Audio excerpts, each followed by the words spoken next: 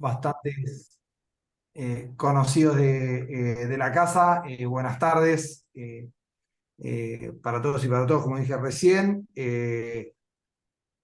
Sami Olmedo, ya la conocen. Pato Russo, lo presento brevemente. Bueno, antes de presentarlo, recordarles que martes que viene arrancamos el curso en Imagen, Oratoria y Discurso Político, la sexta edición que largamos del curso junto a la Universidad Católica Argentina, ASACOP y la Cumbre Mundial de Comunicación Política, 6 ediciones. Arrancamos el martes que viene, cursamos martes, jueves, de 18 a 21 horas, últimas plazas abiertas de acá hasta el martes.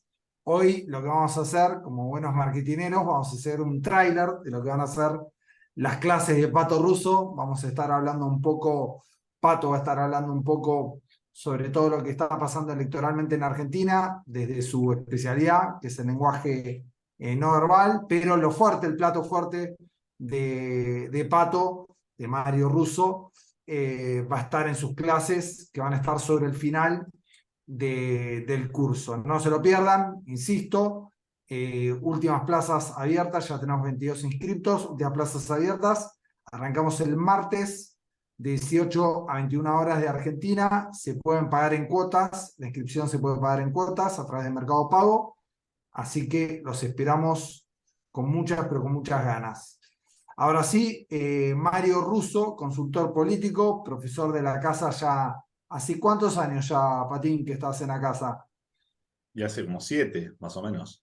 Yo no sé, Ya 7 años. bastantes años acá bueno, acá, ¿no? Uno ya también está totalmente deslocalizado, dice acá virtualmente, pero me estoy refiriendo a la Universidad Católica Argentina, es un profe de la casa, es una de las personas que más sabe de todo lo que es lenguaje no verbal. A él no le gusta que le digamos lenguaje no verbal, pero es una de las personas que más sabe de la Argentina. Tiene un libro recientemente publicado, que creo tiene un año y un poco más, que se llama Animales Políticos, si no recuerdo mal, corregime, Patín. Sí. La lucha por el poder es el subtítulo. Es un gran, pero gran libro, y aparte de ser docente, de escribir, de estudiar, de ser uno de los pocos que todavía leen, como le gusta a él también presentarse, es consultor político y fue el consultor de Javier Milei, ¿no? Que creo que lo conocen. En el año 2021 Pato fue el estratega, fue el consultor político de Javier Milei, así que es alguien que conoce este fenómeno que estamos viviendo de las entrañas, y creo que eso es sumado a todo su bagaje teórico, esa experiencia práctica es algo que lo hace bastante interesante. Sin más introducción, Patín, adelante nomás. Bueno, gracias, vos. Me gustaría comenzar para empezar a definir un poco de lo que vamos a estar hablando en este adelanto, como dice Go, en este tráiler de lo que va a ser el curso, de una frase que un poco define y sintetiza a la política hoy, a las campañas políticas hoy, que es un poco lo que trata de conocer y que se anota en este tipo de cursos. Es una frase de Steve Bannon, que fue el jefe de estrategia de Donald Trump. Bueno, tuvo algunos problemas legales, pero es una persona brillante. Y dijo algo muy interesante. Dijo, pon una cara razonable al populismo de derecha y saldrás elegido.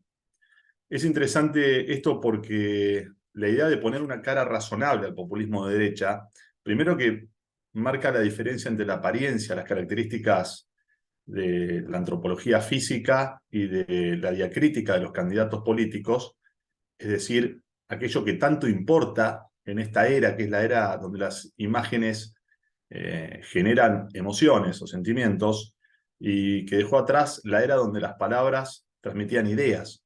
Ahora aparecen nuevos líderes, emergen con un potencial enorme a partir de su apariencia. No digo que sea lo único, por supuesto está relacionado también con su coyuntura, pero en este caso en particular, y viniendo de alguien que fue el jefe de estrategia de Trump, hay que tomarlo muy en cuenta. Eh, Creo que el título del curso, como dijo Gogo, es Milei 2023, Populismo 540 grados. Por ahí me desvío un poco del campo de estudio que más he desarrollado, que es el de la etología humana o el comportamiento animal humano o la comunicación no verbal, y hablo un poco más de lo teórico. Creo que el presente demanda un poco de conocimiento teórico. ¿Por qué hablar de populismo de derecha y por qué hablar de la campaña de Javier del 2021 como un populismo de derecha? Eh, en primer lugar, porque la palabra populista o el populismo fue anatematizado por los medios masivos de comunicación en la primera década de este siglo para definir de manera negativa a un conjunto de líderes en América Latina, entre los que se encontraba Néstor Kirchner, Chávez, Correa, Lula. Los medios masivos de comunicación rompieron lanza contra ellos, entonces instalaron este concepto de manera negativa. Los periodistas suelen ser mediocres intelectualmente, normalmente son mediocres. Y esto es una definición categórica que la verdad que los engloba casi todos. El populismo, según Cass Mood, a quien le recomiendo que vayan buscándolo, es un libro muy importante, es Populismo, una breve introducción. El populismo se lo define como una ideología delgada, según la cual existen en la sociedad dos campos bien diferenciados y antagónicos. Por un lado, el pueblo puro y por otro lado, una élite corrupta. Y la política debe ser la representación de la volonté générale, o sea, de la voluntad general. A principios del siglo XXI, estos populismos de izquierda polarizaban entre un pueblo puro y una élite corrupta que eran medios masivos de comunicación, fuerzas armadas, el campo. En cada uno de estos países van a encontrarse, por ejemplo, en el Brasil de Lula, peleando con O Globo, en Argentina peleando con el kirchnerismo peleando con el grupo Clarín, etc. Entonces, esta definición les dio mucho, mucho poder, mucha potencia a estos líderes. Polarizar de esa manera es fundamental. La división entre un nosotros y un ellos siempre da rédito político. Es la más biológica, la más neurobiológica a la que podemos acceder. Ustedes saben que nosotros, los caucásicos, vemos a una persona negra y automáticamente se activa nuestro sistema límbico, nuestra amígdala. Es decir, nos genera un riesgo, nos transmite un riesgo. De la misma manera que cuando vemos algo que nos parece positivo, se activa nuestra dopamina mesolímbica, es decir, vemos que hay alguien que es parte de nosotros, es ese nosotros. Esa polarización fundamental a principios del siglo XXI fue, para decirlo de alguna manera, de izquierda. Yo tiendo a creer cada vez menos en esos conceptos, pero sería esa la ideología gruesa que se le incorpora a la ideología delgada del populismo. Fue corriendo el tiempo, hubo diversos gobiernos que no dieron salida ni dieron resolución de problemas a la mayoría de los habitantes de los distintos países, empezaron a emerger otros líderes. Ahora, estos líderes tuvieron la capacidad de polarizar contra otro. Ya no era, el ellos ya no era una oligarquía corrupta empresarial, etcétera, sino que, por ejemplo, en la Argentina, el ellos fue la clase política, una oligarquía política, o al decir de la campaña del 2021, una casta política. Este concepto de casta, que ahora todo el mundo utiliza, que muchos definen equivocadamente, diciendo que empezó con Podemos, empezó con Beppe Grillo en Italia, con el movimiento 5 Estrellas. Algunos, no sé si lo conocen, pero voy a recomendar, ya recomendé un libro y voy a recomendar otro si quieren conocer de dónde sale esto. No sé si lo alcanzan a ver. De Jean Stella y Sergio Rizzo, este libro es fundamental para entender cómo se describía en Italia a la casta política. De ahí salió y se popularizó lo que hoy rompe con todo de Javier Milei. No sale de Podemos ni sale de esas ideas. Él alguna vez lo había nombrado porque Murray Rothbard habla de casta, pero la popularidad de esto empieza en Italia. Con muchas cosas empezaron en Italia. Entonces había que empezar a definir una polarización distinta. Ya el kirchnerismo y el macrismo se había agotado, esa polarización que existía en la Argentina y que se dio en llamar, y que por supuesto Pablo Toussaint quizás sea uno de los que mejor la entiende, que es La Grieta. Escribió un libro muy bueno que se llama La Grieta Desnuda, que también lo recomiendo. Es bueno, yo en estas charlas me gusta recomendar libros y algún tipo de lectura para darle más sofisticación a los análisis políticos, ¿no es cierto? Esa grieta se rompe. Entonces, el macrismo y el kirchnerismo, que habían hecho un juego de enlace de dos, donde se rompían lanzas, de un lado uno era cumbia villera, hacía caca en un balde, era damas gratis, piquetero, te hago un pete, el otro era Chano, crepas en Palermo, música electrónica, lo top, el pro, cava. Esa polarización dejó de existir. Y aparece alguien y dice, ustedes, todos ustedes, son una casta. No importa si Máximo Kirchner, Macri, todos ustedes son una casta que destruyeron el país durante 20 años. A eso había que darle un formato argumentativo, una narrativa, diría Gogo, que es quizá el que más sabe para explicar, siguiendo a Frank Luntz, la importancia de las palabras. Un lacofiano diría una lingüística cognitiva, palabras que rompan con todo esto. Bueno, por supuesto, Javier acompañó desde lo discursivo y también desde lo no verbal. Hubo una homogeneidad en todo esto que hizo que sea casi imbatible. Cuando se vincula lo verbal y lo no verbal sintéticamente y genera algo tan poderoso, es muy difícil de romper. Uno de los ejes fue ese, pero fue el más importante, aunque parezca muy sencillo. Es decir, la idea de polarizar contra todo el sistema político, romper con el statu quo, algo que él repitió constantemente, era fundamental. ¿Por qué el statu quo? Porque hay que entender la política, y esto en estos tiempos que están tan convulsionados. Yo no sé, hoy estamos hablando por ahí de una campaña del 2021, de la 2023, y ahí afuera está pasando de todo. Es como imitar al Joker hablando con Murray en el programa de televisión, diciendo lo que se viene. Nosotros estamos hablando acá de este curso, que por supuesto tienen que empezar todos, ¿no? Para poder entender justamente lo que está pasando. Les recomiendo en serio que lo hagan. Y, y afuera está pasando algo tremendo. Pero mientras tanto, debemos entender 4 o 5 cuestiones. El sistema nunca deja de existir. Que es, cuando polarizamos con el sistema, ustedes seguramente utilicen campañas donde tengan que recomendarle a políticos que cada vez más van a preguntar cómo hacemos para hacer nuevos Mileis. Bueno, el sistema no se rompe. Un sistema es un conjunto de unidades en interacción. Las unidades siguen estando. Lo que se rompe es la estructura del sistema, que es el statu quo, que es la lógica de interacción de las unidades. Algunas unidades pasan a tener menos poder, tienen menos jerarquía de dominancia en el sistema y se rompen. Puede suceder que en este sistema, después de lo que pase o cambie, un actor que es preponderante hoy deje de serlo, caiga en el nivel de importancia, etc. Ahora, para declararle la guerra a esa estructura del sistema, a esa lógica de interacción de las unidades, había que tener esto que decía antes, una coordinación y un interés para que sea homogéneo lo verbal y lo no verbal. Entonces, van a ver en Javier Milei, a quienes le interesen en serio la comunicación no verbal, que él constantemente desarrolla lo que se denomina en comunicación no verbal displays de comunicación de intención de ataque, que es cuando nosotros fruncimos el ceño, o sea, hacemos descender el extremo interno de las cejas por acción del músculo superciliaris y el músculo prócer, y ponemos Milei que les gritaba parásitos a todos los integrantes del poder político en ese momento, sean oposición u oficialismo. Ese Javier Milei se condensó y se sintetizó con la gente, en ese nosotros. Si ustedes veían las manifestaciones en estos últimos 4 años, también durante la cuarentena, veían este tipo de expresiones. A mí me gusta llamarle expresiones porque eso es más siguiendo la lógica de Paul Ekman, alguien a quien estudiaba hace años y que por supuesto para mí fue superado.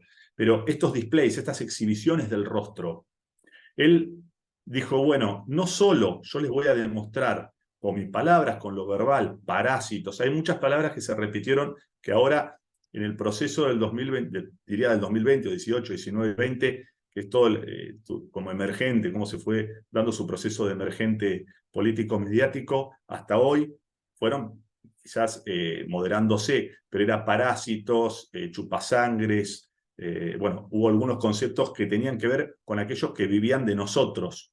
El nosotros eran todos aquellos que no formaban parte de ese sistema, de esas unidades que lo componían.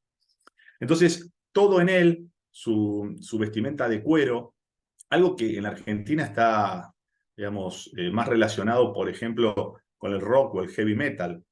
Ya en algunos países el cuero no significa ya eso. Después luego podría hablar en los lugares que se usa cuero en Europa, etcétera, y no tiene la misma significación que acá, pero en la Argentina, que es lo importante, pues somos culturas y tenemos diferencias, significa un poco romper con el ambo, la corbata, todo aquello que representa ese sistema. Si bien Javier tuvo la capacidad de sintetizar en su diacrítica, es decir, en su arreglo personal, el uso de vestimenta, sus peinados, etcétera, a el economista técnico con base en matemática y a esa suerte de rockstar con una idea de León. Me acuerdo hace muchos años, hace 3 años, cuando empecé a hablar con él me dijo, yo tengo la canción ya. O sea, esto porque por ahí van a creer, no, pero Pato inventó la canción también de La Renga, ya la tenía él decidió la canción de La Renga. O sea, el tipo se hizo a sí mismo, podría tener algún tipo de asesoramiento sobre algunos temas específicos de argumentación o de comunicación política, pero el tipo se hizo a sí mismo, él tenía muy en claro todo lo que iba a hacer. De hecho, voy a tirar alguna después en las clases, así se anotan, ¿no? Porque lo importante es que se anoten los 100 y pico que debe haber ahí mirándolo. Anótense, loco, que Gogo tiene que vivir, lo tenemos en Europa y tiene que vivir.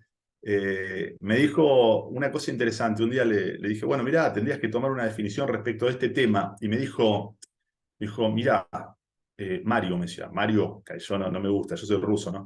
Me dice, Mario, de ese tema no puedo hablar, pues si vos me haces, si digo eso, yo eso no lo pienso, no lo creo, entonces eso me descompone todo lo que yo tengo en mi cabeza, en toda mi argumentación, en cómo pienso y cómo actúo. O sea, yo le voy a decir algo, y por eso una vez dije que era metódico y bilardista en sus formas. Todo lo que él va diciendo está claro que lo tiene ordenado y que hay partes que si uno le dice tendrías que hablar sobre este tema con esta lógica, no lo hace.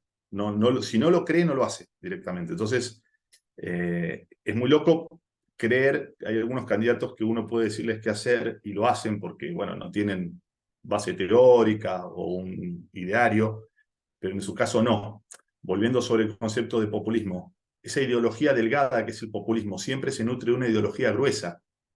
Esa ideología gruesa puede ser, en el caso de un libertario, las ideas de Murray Rothbard o de la escuela austríaca, o en el caso de un comunista, las ideas de Stalin o Trotsky o Lenin o el que sea. Digo, el populismo es una construcción muy efectiva para ganar en elecciones, lo que no hace que sea efectiva luego para gobernar, porque necesita de consensos que en las polarizaciones de nosotros y ellos realmente son muy difíciles. Entonces ya es un tema para el que venga y lo que pase después de asumir un gobierno en el caso de que un populista de derecha gane. Y ahí ya nos iríamos al análisis de las características de cada uno de los líderes que fueron triunfando y cómo les fue en el gobierno. Y vamos a encontrar a Bukele, a Castillo, a Zelensky, a Trump, y dependiendo de cada uno cómo le fue, pero todos utilizaron estas polarizaciones contra todo un sistema. Es decir, todos fueron para cambiar el sistema, la lógica del sistema, es decir, la estructura del sistema, y después se encontraron con un gobierno. Pero en este caso de Javier, me parece lo más importante para tener en cuenta, y ya volviendo a cómo se pensó en su momento la estrategia política y digamos, geográfica del voto y demográfica, la primera idea errónea que había respecto de él, y esto es para ampliarlo mucho en el curso, la primera idea errónea era de que por ser liberal, que era la ideología gruesa que se le incorporaba a esa ideología delgada que es el populismo, él tenía que ser votado en aquellos barrios en Capital Federal donde primaría el voto liberal, digamos, Recoleta, podemos decir Palermo, ¿no? La Comuna 2, ese tipo de lugares. Y a Javier le fue muy bien en la Comuna 4, 8, es decir, le fue bien en Barracas, Lugano, las villas, ¿no? Que ahora le dicen el barrio tanto, ¿no? Los políticos te empobrecen y después le ponen un nombre lindo para que no le digan villa a los barrios que ellos crean con sus políticas repugnantes. Perdón, porque, bueno, a veces hablo medio, por algo terminé trabajando también con Javier, pero digo, le fue muy bien en aquellos sectores donde le iba siempre muy bien al peronismo. Y fíjense lo interesante de las elecciones, y esto ya yendo al análisis duro. El kirchnerismo sacó en el 2019 el 48% de los votos. Juntos por el Cambio, la fuerza con la que polarizaba, sacó el 31% de los votos. En el 2023, después del gobierno de Alberto Fernández, el kirchnerismo sacó el 27% de los votos y Juntos sacó el 28%. ¿Qué quiere decir esto? Que en el 2019, entre las dos fuerzas polarizando, sacaron el 79% de los votos y en el 2023 el 55%. Hay 24% de votos que no estaban en ninguna de las dos fuerzas. Ahora, de ese 24%, 21 puntos para mí se trasladan directamente a Javier Milei y otros 3 puntos de Juntos por el Cambio se trasladan a Javier Milei. Es decir, que de los votos que robó a las dos fuerzas en polarización, a la famosa grieta, el 87,5% de los votos se lo robó al kirchnerismo. Por supuesto, un investigador de opinión pública de tipo cuantitativo escucha esto y se agarra la cabeza. Pero no se crean, porque el populismo de derecha y el populismo de izquierda tienen una misma base, y es el pueblo. Entonces el discurso es siempre para el pueblo, para aquel que está desencantado, para aquel que siente que no tiene la representación que debe, para aquel que ve que la desigualdad es cada vez más alta. Ustedes saben que la violencia social no tiene que ver con la pobreza, sino con la desigualdad. Está estudiado, muy estudiado. Les recomiendo un libro de Robert Sapolsky, que se llama Behave o Compórtate. Es un libro de etología humana, por ahí el que no quiere meterse en esas lides lo va a tener como raro, es bastante extenso, pero él habla mucho de estas cosas. Entonces, si el 87% de los votos de aquella elección lo tiene ahora Javier Milei, ¿qué significa esto? ¿Que conviene seguir polarizando con alguien que roba tus votos? Esta discusión es muy profunda y es lo que estamos viviendo ahora en el 2023. En aquel momento, algunas de las palabras, de las frases que nosotros decíamos en el comando de campaña, para aquellos que nos acompañaban y aquellos que acompañaban a Javier, hay una que es muy interesante que siempre la recuerdo, que además él la piensa. Nosotros no somos peronistas, pero no somos gorilas. Y es importante tener en claro esto, porque marca una diferencia fundamental. En estas polarizaciones que existieron siempre en la Argentina, desde Irigoyen con personalismo y antipersonalismo, después con el peronismo y antiperonismo, o sea, gorilas y peronchos, vamos a ponerlo así, como diría mi abuela, que era más gorila imposible, mi abuelo. Estas polarizaciones que existieron siempre son fundamentales para que el electorado y para quienes te acompañan entiendan hacia dónde va. No somos peronistas, pero no somos gorilas, terminó siendo un voto masivo de lo que eran las periferias de los centros urbanos y los centros de las periferias. Aquel voto que en el 2015 y en el 2013 fue de Sergio Massa también. Es decir, se quedaron sin electores allí donde antes los tenían. Muy pocos electores se fueron de Juntos por el Cambio a Javier Milei. Y en esto hay que ser muy claro, y esto se convierte en un análisis porque es un populismo 540. 540 yo lo tomo como algo interesante y lo expliqué así. Digo que 540 le das una vuelta y lo pones del otro lado. O sea, un populismo que era de izquierda, lo das una vuelta y lo haces de derecha. Y lo haces de derecha porque trabajás sobre tópicos que son los contrarios a todos los que venían sosteniéndose.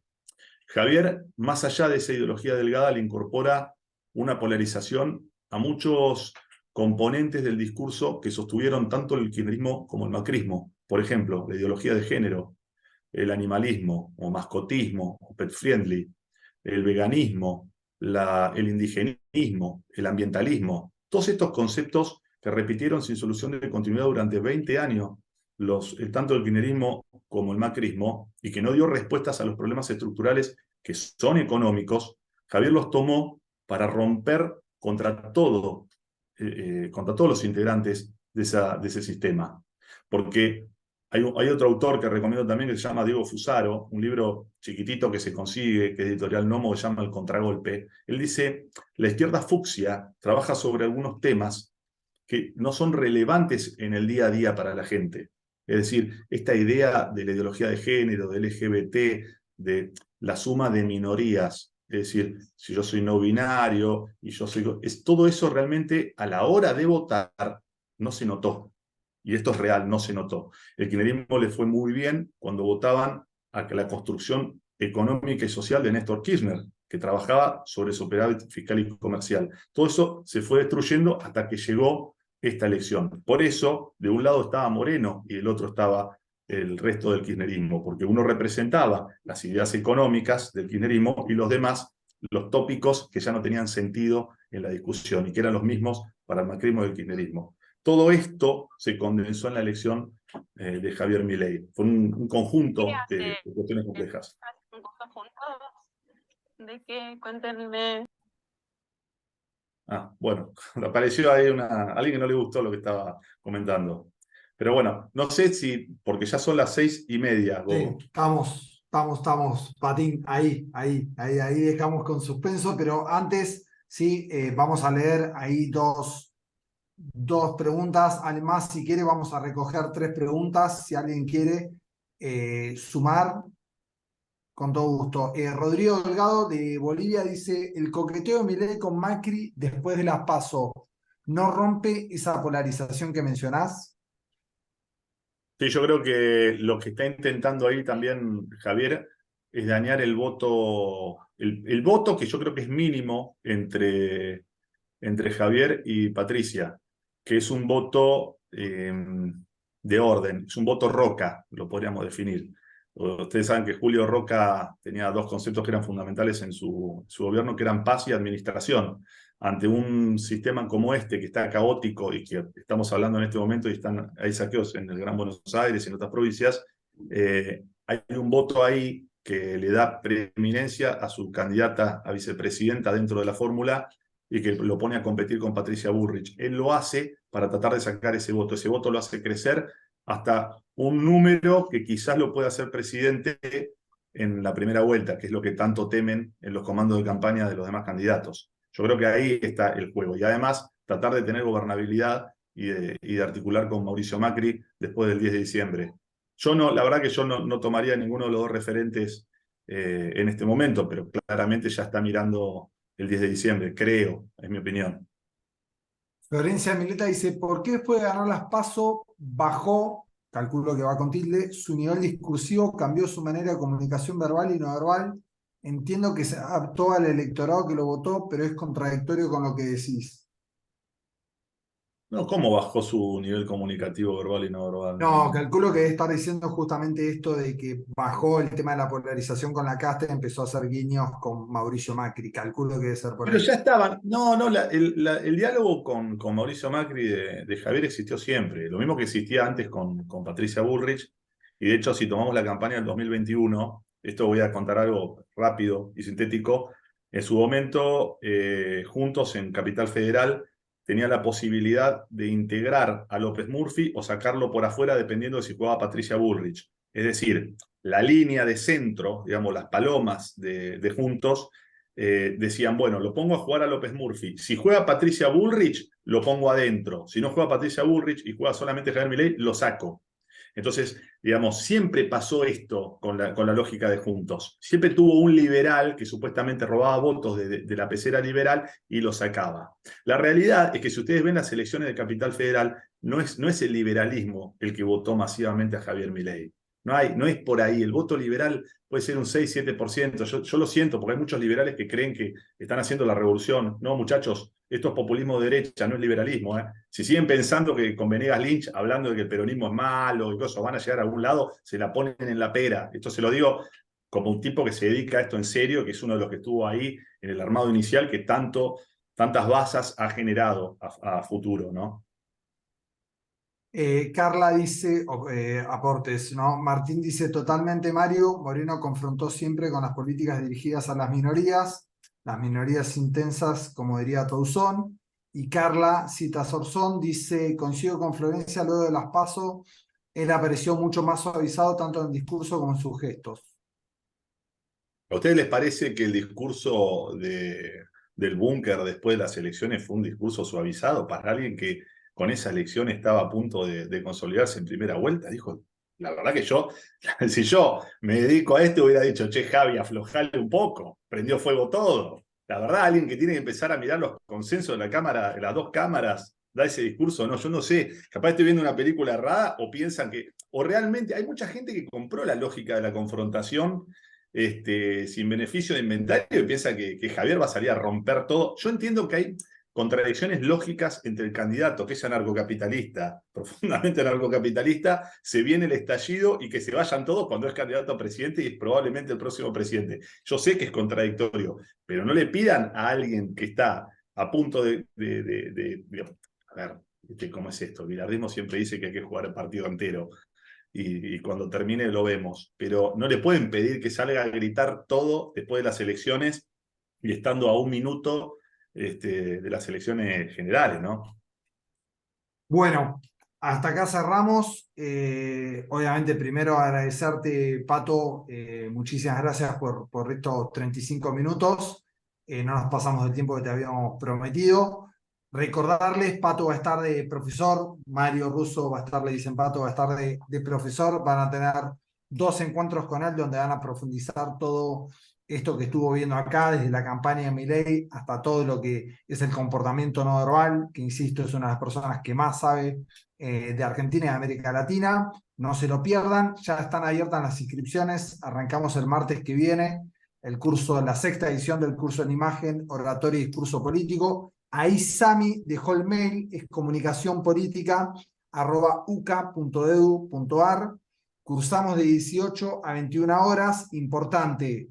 Si tienen que trabajar, es año electoral, no se preocupen, las clases se pueden ver de manera sincrónica, las vamos a grabar, si no las pueden ver, las van a ver el miércoles a la mañana cuando puedan, así que quédense tranquilos que eso no es una condición, no es obligatorio sí o sí estar sincrónicamente.